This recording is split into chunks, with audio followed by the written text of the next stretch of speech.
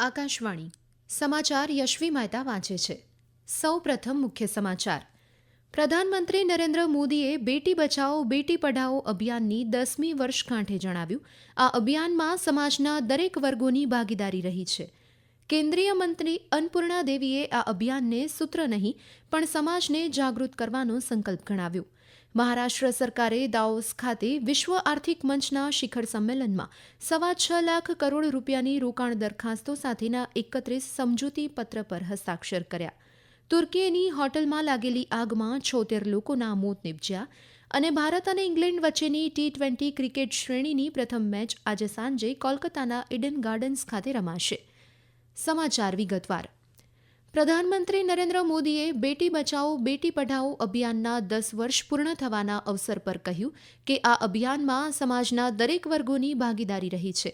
શ્રી મોદીએ કહ્યું કે આ અભિયાનથી સ્ત્રી પુરુષ વચ્ચેનો ભેદ દૂર થયો છે તેમજ દીકરીઓના શિક્ષણ અને ભવિષ્ય માટે અનુકૂળ વાતાવરણ તૈયાર થયું છે. પ્રધાનમંત્રીશ્રીએ ઉમેર્યું કે આ અભિયાનથી એ જિલ્લામાં પણ છોકરા અને છોકરી વચ્ચેના ભેદભાવમાં સુધાર આવ્યો છે કે જ્યાં પરંપરા અનુસાર ખૂબ ભેદ રહેતો હતો. આ અભિયાન થકી સ્ત્રી પુરુષ સમાનતા તરફ લોકોનું ધ્યાન આકર્ષિત થયું છે.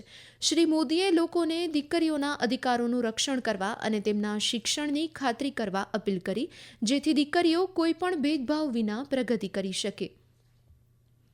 કેન્દ્રીય મહિલા અને બાળ વિકાસ મંત્રી અન્નપૂર્ણા દેવીએ જણાવ્યું કે બેટી બચાવો બેટી પઢાઓ અભિયાન માત્ર સૂત્ર નહીં પરંતુ સમાજને જાગૃત કરવાનો એક સંકલ્પ છે. આ અભિયાનને સફળતાપૂર્વક 10 વર્ષ પૂર્ણ કર્યા છે. શ્રીમતી દેવીએ કહ્યું, આ અભિયાન થકી દીકરીઓને સમાજમાં સમાનતા, અધિકારી, તેમના શિક્ષણ, સલામતી યોગ્ય રીતે થઈ શકે તે હેતુ છે. સમાજમાં ગત 10 વર્ષમાં આ અભિયાન અંતર્ગત અનેક પરિવર્તન આવ્યા છે. એટલું જ નહીં, બેટી બચાવો બેટી પઢાઓ અભિયાન અંતર્ગત દીકરીઓને અનેક ક્ષેત્રમાં નવી તક મળી રહી છે.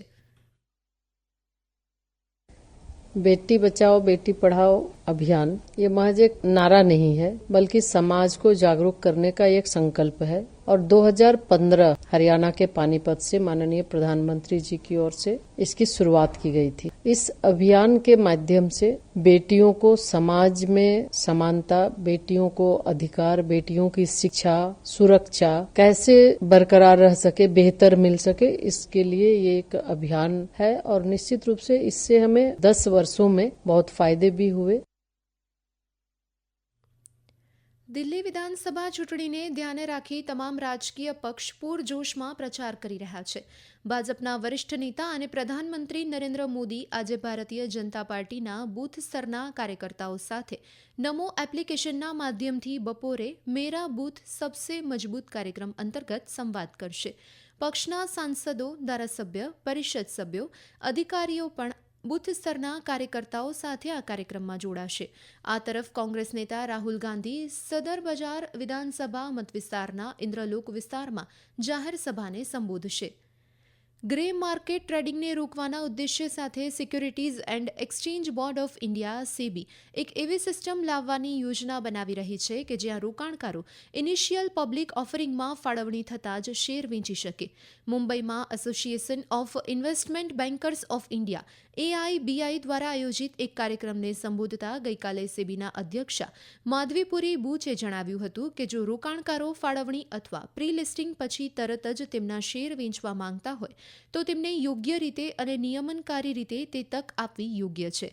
તેમણે ઉમેર્યું હતું, જ્યારે સૂચિબદ્ધ સુવિધા સ્થાપિત કરવા માટે હાલમાં 2 સ્ટોક એક્સચેન્જ સાથે ચર્ચા ચાલી રહી છે જ્યાં ફાળવણી અને લિસ્ટિંગ વચ્ચેના 3 દિવસ દરમિયાન શેરનો વેપાર કરી શકાય છે. સેબી એક પ્રમાણભૂત IPO ટેમ્પલેટ વિકસાવવા પર કામ કરી રહ્યું છે.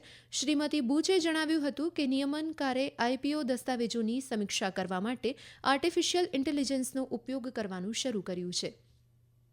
મહારાષ્ટ્ર સરકારે દાવોસ ખાતે વિશ્વ આર્થિક મંચના શિખર સંમેલનમાં સ્ટીલ, ધાતુ, નવીનીકરણીય ઉર્જા, માળખાગત સુવિધા, સિમેન્ટ, લિથિયમ આયન બેટરી અને સૌર મોડ્યુલના ક્ષેત્રમાં 6.25 લાખ કરોડ રૂપિયાના રોકાણ દરખાસ્ત સાથેના 31 સમજૂતી પત્ર પર હસ્તાક્ષર કર્યા છે. મંગળવારે મુખ્યમંત્રી દેવેન્દ્ર ફડણવીસ અને વરિષ્ઠ સરકારી અધિકારીઓની હાજરીમાં સમજૂતીપત્ર પર હસ્તાક્ષર કરવામાં આવ્યા હતા. મુખ્યમંત્રી ફડણવીસે કહ્યું કે હસ્તાક્ષર કરાયેલા સમજૂતીપત્રથી મહારાષ્ટ્રના વ્યાપક વિકાસ અને વિકાસ માટે માર્ગ મોકળો થશે. તેમણે વધુમાં જણાવ્યું કે એક જ દિવસમાં આટલી મોટી રોકાણ રકમ મેળવવાનો આ એક નવો રેકોર્ડ છે. રેલવે મંત્રી અશ્વિની વૈષ્ણવે આજે દાવોસમાં સ્વિસ ફેડરલ રેલવેના પ્રતિનિધિમંડળ સાથે મુલાકાત કરી. આ દરમિયાન તેમણે સુરક્ષા ટેકનોલોજી અને તેની જાળવણી વિશે વિગતવાર ચર્ચા કરી. અગાઉ શ્રી વૈષ્ણવે સ્વિટ્ઝરલેન્ડના સેન્ટ માર્ગ્રેથેન ખાતે સ્ટેડલર રેલના રેલ કોચ ઉત્પાદન પ્લાન્ટની પણ મુલાકાત લીધી હતી.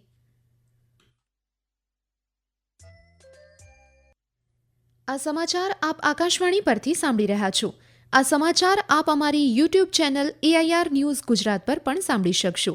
વધુ સમાચાર માટે અમારી વેબસાઇટ newsonair.gov.in/gujarati અને અમારા એક્સ હેન્ડલ AIR_news_ABAD ને ફોલો કરી શકશો. રામ મંદિરમાં આજે રામલલ્લાની પ્રાણ પ્રતિષ્ઠાની પ્રથમ વર્ષગાંઠ હોવાથી અયોધ્યામાં ભક્તિસભર વાતાવરણમાં ઉજવણી કરવામાં આવી રહી છે. હાડ થીજવતી ઠંડી હોવા છતાં દેશભરમાંથી ભક્તો ઉમટી રહ્યા છે. આ વર્ષે 11 જાન્યુઆરીના રોજ જયંતીની ઉજવણીના કાર્યક્રમ યોજાયા હતા. લાખો લોકોની એકતા અને શ્રદ્ધાને ઉજાગર કરતી વર્ષગાંઠની ઉજવણી ઉત્સાહ અને ભક્તિ સાથે શરૂ થઈ છે. ઉલ્લેખનીય છે કે ગયા વર્ષે 22 જાન્યુઆરીના યોજાયેલા આ ઐતિહાસિક કાર્યક્રમમાં પ્રધાનમંત્રી નરેન્દ્ર મોદીએ મુખ્ય ધાર્મિક વિધિઓ કરી સદીઓ જૂના સ્વપ્નને વાસ્તવિકતામાં ફેરવ્યું હતું. ખાદ્ય પ્રસંસ્કરણ ઉદ્યોગ મંત્રી ચિરાગ પાસવાને જણાવ્યું કે પીણા કંપની AB InBev ભારતના વિવિધ વિભાગોમાં $25 કરોડ રોકાણની જાહેરાત કરી છે, જે 2 થી 3 વર્ષમાં પૂર્ણ થશે. શ્રી પાસવાને દાવોસમાં વિશ્વ આર્થિક મંચની બેઠક દરમિયાન કંપની સાથે બેઠક યોજી હતી. તેમણે કહ્યું, આ ભારતના ખાદ્ય પ્રક્રિયા ઉદ્યોગમાં વધુ એક ઐતિહાસિક પગલું છે અને તે રોજગાર સર્જન અને આર્થિક પ્રવૃત્તિમાં એક નવો અધ્યાય લખશે. કર્ણાટકના કારવાર અને રાયચુર જિલ્લામાં 2 અલગ અલગ અકસ્માતમાં 3 વિદ્યાર્થી સહિત 14 વ્યક્તિના મૃત્યુ થયા છે. ગઈકાલે નેશનલ હાઈવે 63 પર એક ટ્રક ઉથલી પડતા 10 વ્યક્તિના મૃત્યુ થયા હતા અને 15ને ઈજા થઈ હતી. પ્રાથમિક તપાસ પ્રમાણે ડ્રાઈવરે વાહન પરનો કાબુ ગુમાવતા આ અકસ્માત સર્જાયો હતો.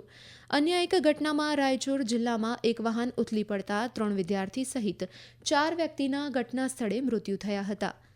ઉત્તર પશ્ચિમ તુર્કીના સ્કી રિસોર્ટની એક હોટલમાં ગઈકાલે સર્જાયેલી આગ દુર્ઘટનામાં ઓછામાં ઓછા 76 લોકોના મોત નીપજ્યા છે, જ્યારે 51 લોકો ઇજાગ્રસ્ત થયાના અહેવાલ છે. અધિકારીઓએ હોટલમાંથી અંદાજિત 230 લોકોને સલામત રીતે બચાવ્યા છે. તુર્કીના ન્યાયમંત્રી યિલ્માઝ તુન્કે આગ ઘટનાની તપાસનું નેતૃત્વ કરતા 6 સરકારી વકીલોની નિયુક્તિ કરી છે અને તપાસ અંતર્ગત 9 લોકોને જપ્તમાં લેવામાં આવ્યા છે, જેમાં હોટલના માલિક પણ સામેલ છે. જમ્મુ કાશ્મીરના કાશ્મીર ડિવિઝનના પ્રજાસત્તાક દિવસની ઉજવણી પહેલા સુરક્ષા એજન્સીઓ અને વિભાગીય વહીવટીતંત્રએ સમગ્ર કાશ્મીર ક્ષેત્રમાં શાંતિપૂર્ણ ઉજવણી સુનિશ્ચિત કરવા માટે મજબૂત વ્યવસ્થા કરી છે. શ્રીનગરમાં પત્રકારો સાથે વાત કરતા કાશ્મીર ઝોનના પોલીસ મહાનિરીક્ષક VK બિર્દીએ જણાવ્યું કે સમગ્ર રાજ્યમાં પ્રજાસત્તાક દિવસની ઉજવણી શાંતિપૂર્ણ રીતે યોજવા માટે પૂરતી સંપૂર્ણ વ્યવસ્થા કરવામાં આવી છે. શ્રીનગરમાં મુખ્ય પ્રજાસત્તાક દિવસ સમારોહ બક્ષી સ્ટેડિયમ ખાતે યોજાશે. ક્રિકેટમાં ભારત અને ઇંગ્લેન્ડ વચ્ચેની 5 મેચની T20 શ્રેણીની પ્રથમ મેચ આજે સાંજે કોલકાતાના ઇડન ગાર્ડન્સ ખાતે રમાશે. મેચ સાંજે 7 વાગે શરૂ થશે. ઓસ્ટ્રેલિયામાં બોર્ડર ગાવસ્કર ટ્રોફીની શ્રેણીમાં કારમાં પરાજય બાદ ભારતે વ્હાઇટ બોલ ફોર્મેટ પર ધ્યાન કેન્દ્રિત કર્યું છે, જેમાં ઇંગ્લેન્ડ સામે 5 T20 અને 3 એક દિવસની આંતરરાષ્ટ્રીય મેચ રમવામાં આવશે. સૂર્યકુમાર યાદવના નેતૃત્વ હેઠળની ટીમમાં મોહમ્મદ શમીનું પુનરાગમન થયું છે. શમી છેલ્લે નવેમ્બર 2023માં ઓસ્ટ્રેલિયા સામે વર્લ્ડ કપની ફાઇનલ મેચમાં રમ્યા હતા. બીજી બાજુ પેસ બોલર માર્ક વુડ ગયા ઓગસ્ટ મહિના બાદ ઇંગ્લેન્ડમાં પુનરાગમન કરી રહ્યા છે. શ્રેણીની બાકી મેચ ચેન્નઈ, રાજકોટ, પુણે અને મુંબઈમાં રમાશે. ફાઇનલ મેચ મુંબઈમાં 2 ફેબ્રુઆરીએ રમાશે. T20 શ્રેણી બાદ 6 ફેબ્રુઆરીથી 3 મેચની વન ડે શ્રેણી રમાશે. અંતમાં મુખ્ય સમાચાર ફરી એકવાર. પ્રધાનમંત્રી નરેન્દ્ર મોદીએ બેટી બચાવો બેટી પઢાઓ અભિયાનની 10મી વર્ષગાંઠે જણાવ્યું, આ અભિયાનમાં સમાજના દરેક વર્ગની ભાગીદારી રહી છે. કેન્દ્રીય મંત્રી અન્નપૂર્ણા દેવીએ આ અભિયાનને સૂત્ર નહીં પણ સમાજને જાગૃત કરવાનો સંકલ્પ ગણાવ્યો. મહારાષ્ટ્ર સરકારે દાવોસ ખાતે વિશ્વ આર્થિક મંચના શિખર સંમેલનમાં ₹6.25 લાખ કરોડ રોકાણ દરખાસ્તો સાથેના 31 સમજૂતી પત્ર પર હસ્તાક્ષર કર્યા. તુર્કીની હોટલમાં લાગેલી આગમાં 76 લોકોના મોત નીપજ્યા અને ભારત અને ઇંગ્લેન્ડ વચ્ચેની T20 ક્રિકેટ શ્રેણીની પ્રથમ મેચ આજે સાંજે કોલકાતાના ઇડન ગાર્ડન્સ ખાતે રમાશે. આ સાથે જ આકાશવાણી પરથી સમાચાર પૂરા થયા.